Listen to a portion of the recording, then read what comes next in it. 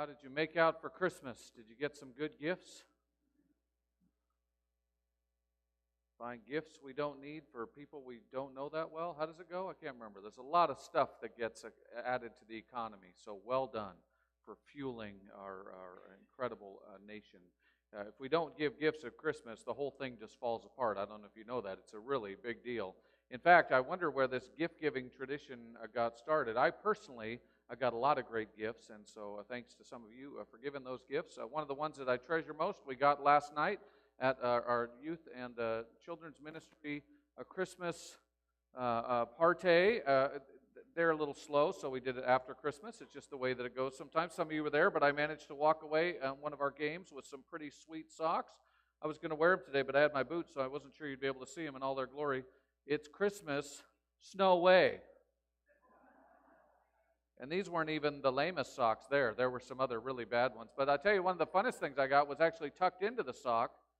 I won't tell you who put this little gift together, Roger Armande. There was just a lot of people there in the room, so I can't quite remember. But the way he had organized it was filled with all kinds of things. Some things I can't mention on a Sunday morning, but there was all kinds of fun things. And this little cute little mouse was in there. Isn't that nice? As soon as I saw that, I knew this is the gift that I wanted for Christmas right here. And my favorite part was when Roger was waiting for the game to start, and he started talking through the mouse. And he said, "When is this game going to start? I can't believe it." So maybe if you corner Roger later today, you can get a little picture of that for yourself. You never know what Christmas is going to bring, and that's one of the fun things about the wrapping paper, right? Because you don't know, is this going to be a lame gift or is this going to be really good? Of course, all the gifts are really good. I know you're nice, but you know what I mean. When you're a kid, you shake it, you peel it off, you kind of look around, you kind of just do everything you can to figure out what that gift is going to be. Now, I don't know about you, but I don't really need much of anything. The older we get, the less we need gifts, and yet it is fun to find a really thoughtful gift. We had one of our brothers-in-law that is a huge Philadelphia Eagles fan, and so one of the gifts he got was one of those coffee tumblers that keep everything piping hot, but someone had put that Philly sneak play that they did in the Super Bowl on the cup just for him. Wasn't that nice? I mean, when you have a little forethought that goes into the gifts. Of course, if you don't know what to get someone, you just go with the 12 days of Christmas. Has anyone ever done that, the 12 days of Christmas, where you do the partridge in a pear tree on day one, and then what's the second one? I'll give you a hint up there. With the two turtle doves, and then the third is 3 French hens. The fourth? That's good. Yes, that's right. And then the fifth? That's right. Okay. And how about 6 geese a-laying, 7 swans a-swimming, 8 maids a-milking, 9? That's right. 10, 11, and of course 12. That's right. Now there is some dispute in the Christmas world. I don't know if you're aware of this. In some versions of the carol, it's not 12 drummers drumming. It's only 11 drummers drumming, and then there's 12 pipers piping. So the piper union and the drummer union, they had a little bit of a conflict, and so they had to figure out who gets the most at the end. But do you know how old this song is? I just learned this morning because I was curious, and I knew I'd be talking about it. It's 1780 somebody wrote this song. They didn't have any music to it yet. They just wrote the lyrics. Can you imagine how long ago is that? I can't even do the math. That's a long, long time ago.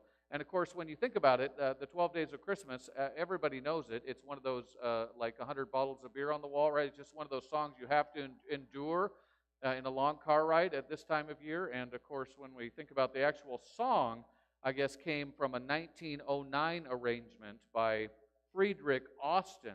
And he's the one who added the long 5 golden rings, which is the best part of the song. I think for all of us singers, we just love to really ham that up in that particular moment. And of course, if you were to add up all of the different things, the calling birds, the gold rings, the geese a-laying, the swans a-swimming, the maids a-milking, the ladies dancing. Now, we don't actually purchase people. That's not the way it is, right? But if you add up all of the cost of the services of these people, and remember, you don't just do the maids a-milking one time, you do it multiple times, right? Because you're coming down in the song. How many partridges do you actually end up with if you do that song? Isn't it 12 partridges? Wouldn't that be right? Because you do 12 days of Christmas, so you'd have to 12. And if you had, how many turtle doves would you have? You have 2 times, and someone could work out a quadratic equation or something that would make this all. But somebody figured it out, and the cost of the whole thing in 2015 dollars was $34,000 $34,130.99. I guess one of the drummers came cheap, so there was just 99. And that's just one time for each day. If you actually do it the way the song is written, with all the algebra involved, it's actually $155,407.18 for all 364 items. You didn't care about that, but now you know. Now you're wiser because of that. You're like one of the wise men going to visit Jesus, because you now know when someone asks you, now I wonder how many gifts actually get given in the 12 Days of Christmas song. You'll just say, well, it's 364. And they'll have some quibbles, because whether you do the drummer, I guess it doesn't matter if you have the drummers or the pipers at the end. It's still the same amount of people. That might change the cost. Are drummers more expensive than pipers? I'm not sure exactly. But when we think about giving gifts, of course, the idea of giving gifts is that we give something to someone because we love them. We want to express that through a physical thing. And there's all kinds of studies and interesting marriage work that people have done with different love languages. And there's actually a love language called gifts. And it's where people love to get gifts, or really more significantly, they love to give gifts. Anybody think gifts might be their love language? They just love giving gifts. That's their thing. Yeah, isn't that great? I don't understand you, because that's not mine. Mine is words of affirmation. So if you want to tell me, you could give me something, but if you just want to tell me, hey, Greg, your hair looks terrific today, that would really just go a long way for me. There's also physical touch, and what's the other ones? Quality time, and there's one other one. Oh, acts of service, which is, of course, my wife. She's an acts of service person. So I tell my wife, wow, you look beautiful today. Just rolls right off her. You did a great job, doesn't care. But if I do the dishes, wow, let me tell you, that gets her going. It's a great thing. And when you know that about each other, we always want to get, well, I tell you what do you think the wise men of old, what do you think their love language was? Gifts? Maybe so. I don't know. Now, this is one of those tricks we learned the Sunday before Christmas, how many wise men were there? Oh, yeah, it doesn't really say, does it? It actually just says 3 gifts. It doesn't say 3 Magi. And so that's often been confused. There could have been 40, 50, 100. There could have been 1. Who knows? There could have been the one that was lost, that little story about the guy that was late to the party or something. And when we think about the gifts that they give, I mean, they were from out of town. They had no idea of what was going on, except they seemed to have some very important information. Somewhere in their tradition, they got the word, when this star shows up out of nowhere, you go find the king, because that's going to be a sign that the king is coming. I mean, that's a pretty big deal. Where did they get that word? Over in Persia. I mean, for a long ways away. How did they figure out that they're supposed to hunt and search and find this king that is born? And of course, we don't know exactly what the star is. In our Crossways Bible study, we looked at a lot of different things. It could have been a miraculous thing that God just did. Could be some angelic thing. Who knows? It could have been a conjunction of planets and stars. It could have been a supernova or a recurring supernova. I mean, they've got all kinds of speculation. If you come up with the right answer, let me know, because I would love to know. That's one of those things on the list of ask Jesus when I get to heaven. You may be so wowed by heaven you may not even get around to your questions, like, why mosquitoes? All those really challenging theological questions that we have when we see Jesus. But that's one of mine, isn't it? One of yours? What is the deal with the Christmas star?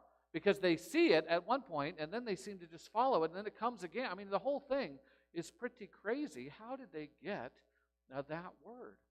Well, of course, when you look in the Old Testament, you see that God's people were in that part of the world in exile. And wouldn't you know, one of the faithful men of God, Daniel, remember Daniel in the lion's den? He gets raised up to the highest levels of government in ancient Persia, and he's the head.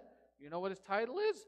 Magician, astrologer, magi, whatever word you want to use for these people that understand stuff that the rest of us just don't quite get. Like people that took calculus, or people that understand honors English with proper grammar. Any grammarians out there? Yeah, you know who you are. You're just a cut above the regular population because you know how to use the Oxford comma. It's just the way that it is. That's probably how these wise men were. And so some have speculated that maybe from the very time of Daniel, of course, who would have heard the stories going back to Abraham, where a star shall come out of Jacob and a scepter shall rise in Israel, or the business of all the prophecies of where the baby would be born from the prophet Micah, or the virgin shall conceive and be with child in the book of Isaiah. All of that would have been at Daniel's fingertips, and what does he have to do besides pass it on from generation to generation, from wise man to wise man, wise woman to wise woman, magi to magi, and sure enough, who knows how it happened, but all those years later, when this amazing astronomical event occurs, the Magi get packing. Now, that's a long trip, and a lot of people would say, because of the age of the babies that Herod targets afterwards, and we don't get an exact location, and it's hard to fit Matthew and Luke together 100%. So a lot of people would say probably the Magi show up even after the birth of, well, obviously after the birth of Jesus, but after, even when he's just in the stable and all that, in the manger. We think it could even been when they were in Nazareth. Who knows? It doesn't actually say where they go, other than they say they know that they're coming to Bethlehem, because that's where the king is going. So it's hard to know exactly when the wise men show up, but we do know they bring some really important gifts. Do you remember that funny line in the kids' Christmas play? I just loved it. I can't remember if it was a cow or a donkey, but they said, why would you bring that to a baby? What a baby needs is diapers, which I thought was pretty. Think of impractical gifts, but these are actually quite extravagant gifts. These are the Lexus with the bow on the parking lot, or in the driveway. These are pretty big deal kinds of gifts. I mean, wouldn't you like some gold for Christmas? That would be okay. That translates into liquid cash at some point. Gold is a big deal. People have often wondered about the frankincense. What is that about? Of course, the priests of the Old Testament would offer incense on the altar, and that would just be part of their ministry. It'd be a sign of our prayers going up. It's one of the reasons we still light candles to this day, or in some Christian traditions, they walk around with the censer, and they've got the incense coming out. Anybody spend time in a church like that? I mean, it fills the room. All the people with asthma can't join that church because it's just too much. But there's something special about that sense of presence that the priests bring when they bring that frankincense or incense into the equation. But there's a big problem with that, because Jesus is actually from David's line, who is in the line of Judah. And if you know anything about the Old Testament in terms of the way the 12 tribes were divvied up and the things that they did, there's one tribe in particular that was tasked with the priesthood, and it wasn't the tribe of Judah. They became a famous line of kings in the line of King David and then Solomon and then all the mess that came after. But Levi was actually the one who was going to end up being ahead of the priesthood. Aaron was of the tribe of Levi. When Moses comes out, Moses is from the tribe of Levi. So these heavy hitters in the priest world are from a totally different family line. Why would you bring a gift for a priest to someone who's going to be a king?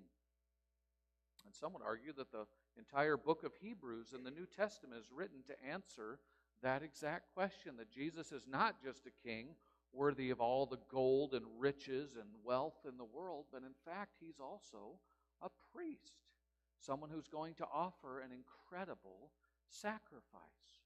And the book of Hebrews goes back before the time of Levi, all the way up to his great-grandfather Abraham, who offers to a priest named Melchizedek, and he has this whole complicated understanding of that's how Jesus is a priest forever, along with being a king. So bringing frankincense to Jesus, this incredible high priest who goes before us, not just the one who offers the sacrifice, but you know the story, Jesus becomes the sacrifice. He's the perfect lamb. He's the one that can die in the place that we deserve, because he's the one who has not sinned. He's the one that's not messed up in the slightest, and so he's able to take on all of that punishment. Some would argue the entire Old Testament story, especially all the bits about the sacrificial system, was simply to point to what Jesus would accomplish on the cross.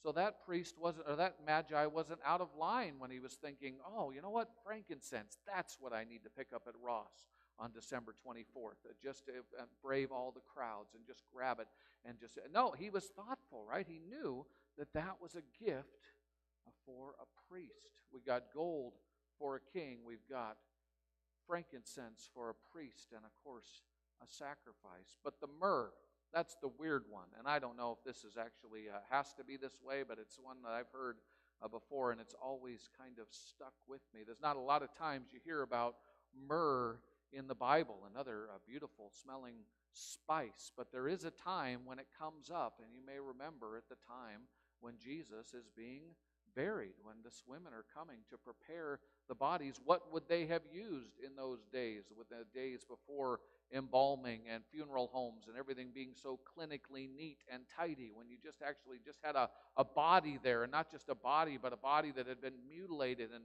desecrated and just beat to a pulp on Good Friday. When you think of the state that Jesus' body, I mean, there's nothing pretty about it, right? But they want to make sure they offer the respect, the honor.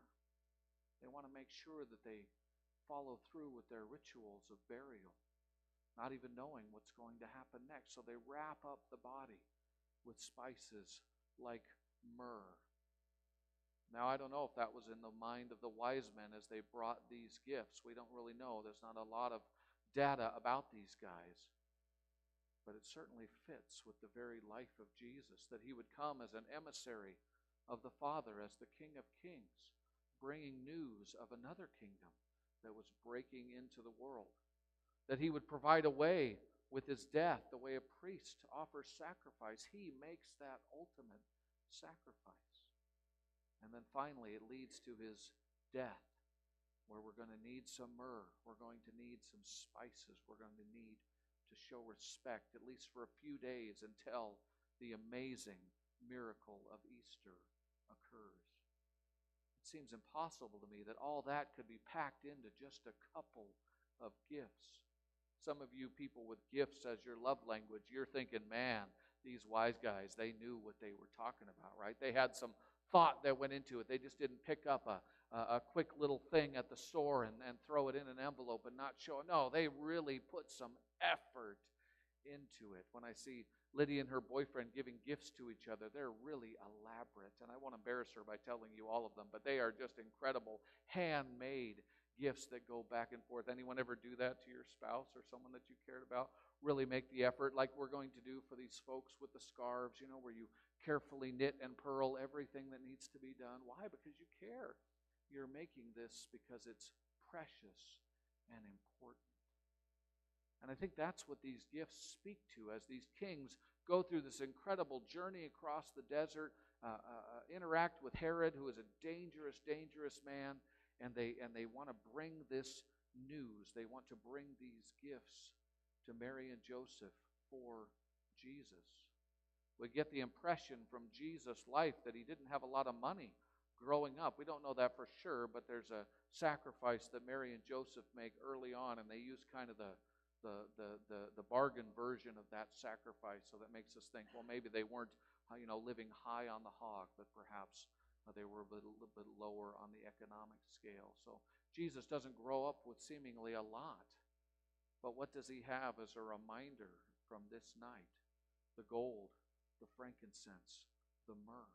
When we bring Jesus gifts, we're acting in a very God-like way. Not that we're gods, but God has created us in his image. So when we give gifts, we're actually acting like God, the ultimate giver. Every perfect gift comes from above, James tells us. And so God is in a gift-giving kind of mode. In fact, you could say he exemplifies all of those love languages because he does them all so well. But the gift-giving, man, I mean, that's just incredible. That's like something God just does and does and does some more. When you think of the place that we get to live, the food that we get to eat, the shelter that we have, I mean, every single gift that we could just spend hours outlining, those are all from the hand of our loving Heavenly Father.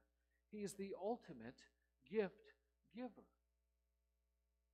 I mean, could you imagine not just having to give a gift at Christmas or getting to give a gift at Christmas to everyone you love, but now you don't just give a gift, but you say, you know what, go ahead and just take my son. Do with whatever you need to, even kill him if you have to. Could you imagine giving that kind of a gift? I mean, it seems absurd. It seems like, how could any parent possibly be expected to give that kind of sacrifice? And yet that's part of this Christmas story, isn't it? The gifts that we give pale in comparison to the gifts that our Father have given and the gift of his Son. And of course, as Jesus grows up, he doesn't just stay a baby. He moves into a hostile world that is not quite ready, it would seem, for the ambassador of heaven to come and bring the good news that God is in control, that He is the King, that He is worthy of our worship. It seems like the world prefers other gods, other kings, other ways of doing things. And so immediately we see conflict as the kingdom of God enters into the dominions of this world. Conflict we still see thousands of years later, as the church moves into different territories that seem to be controlled by God knows what, and we come into conflict. The wise men were no exception. They go to Herod, and they say they knew the when, they knew that the star had come, they knew that this king was to be born, but they didn't know the where, and so they have to ask. And Herod doesn't seem to know anything about the Bible either, so he calls in his people, his priests and scholars, and they tell him what? That baby is supposed to, or doesn't say baby, the child, the king is to be born in Bethlehem. And so sure enough, they make their way, but Herod gives them this little sneaky thing. He says, hey, when you find the child, let me know, because I want to go worship him as well. Oh, yeah, that's right. If it was the melodrama, that would be the time when we would just all boo. You know, that would not be a moment where we would say, oh, yeah, Herod, that's cool. I'll make sure you know exactly where this kid is. Why? Because Herod is just a monster, right? He can't stand the idea of anybody being a king except him. And so these kingdoms in conflict, this horrible war that we still see raging around us between the kingdom of heaven and all the kind of fiefdoms of this world. You just know there's going to be trouble. And sure enough, you read the rest of Matthew's gospel, and what do we hear? We hear that Herod decides to send soldiers into this little defenseless town of Bethlehem. He says the only way to get this done is to murder every kid or every boy that's been born up to 2 years old. I mean, that doesn't sound like a Christmas story, does it? That doesn't sound like something where we'd put on a greeting card or anything like that. That doesn't sound like a beautiful Christmas carol about these children that are murdered. That doesn't seem like an appropriate story for Christmas. And yet Christmas is simply the beachhead. It's simply the advance force of an incredible battlefield that will be laid out over the ministry of Jesus and given to the church for the next number of 1,000 years until Jesus returns.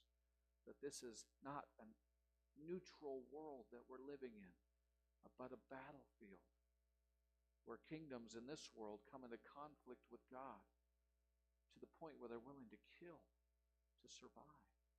Defenseless, it just doesn't make any sense. We look at poverty, we look at homelessness, we look at all the issues of our day, and we think this is not the way it's supposed to be. And if the kingdom of heaven was in our midst, we would see these problems solved. And so what do? We announce, as Jesus tells us to do, announce that the kingdom of God is coming near. One of the last stories Jesus tells in Matthew's gospel, he speaks about the sheep and the goats. Do you know this story? It's not a very pleasant one, where Jesus kind of pulls out all of the stops and he talks about the ones that did the right thing and the ones that did the wrong thing. And they ask him, Lord, when did we see you hungry? When did we see you thirsty? When did we see you naked? When did we see you in prison? And do you remember what Jesus says in that particular story? Oh, good, we have a slide. It says this, and the king will answer him, truly, I say to you, as you did it to the least, one of the least of these my brothers, you did it to me. I don't know if that gives you a little bit of a chill, but when we think of the least in this world, that's who Jesus is saying, represent him. If you want to be like the wise men of old, and you want to bring a gift to the king, you say, how could I possibly give a gift to Jesus? Well, maybe you make an offering to the ministry at the church. Well, that's a good gift, offering up things to your our efforts here at church, our shared. That's a great way to do it. But how do you make it even more personal? How can you give him something that's special just for him? He couldn't be clearer, could he? Whatever you do to the least of these, my brethren, the least, the lost, the last, those who have nothing. When was the last time you gave a gift to someone in prison because you wanted to offer something to Jesus? When was the last time we give to the homeless, when we give to the cold, when we give to the needy and the hungry? It doesn't seem like the normal thing to do at Christmas, but when we think about the gifts that we give, aren't you glad that our kids are going to be hitting the streets later this afternoon, searching out who? The least, the last, the people that society just doesn't want to even deal with. And you say, what's a scarf going to do? Well, I don't know what a scarf is going to do, but I love that my kids are going to learn to do it.